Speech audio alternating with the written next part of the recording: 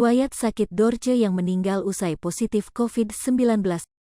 Dorce Gamalama meninggal dunia pagi ini di RSPP, Rabu, tanggal 16 Februari tahun 2022.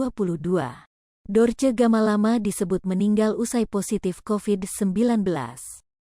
Dorce bakal dimakamkan sesuai dengan protokol COVID-19.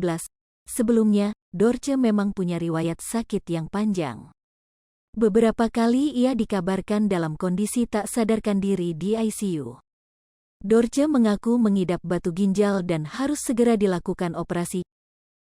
Gara-gara itu, Dorce Gamalama selama berbulan-bulan harus merasakan sakit punggung dan pinggang. Sosok kelahiran tanggal 21 Juli tahun 1963 itu juga menceritakan soal pantangan yang sangat harus dia jaga.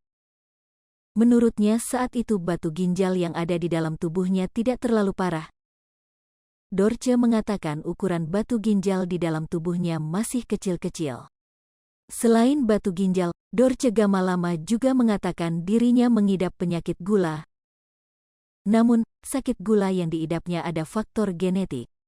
Iya, kalau gula sudah dari dulu cuma dulu kan naik ya sampai 300, kadang turun sampai 200.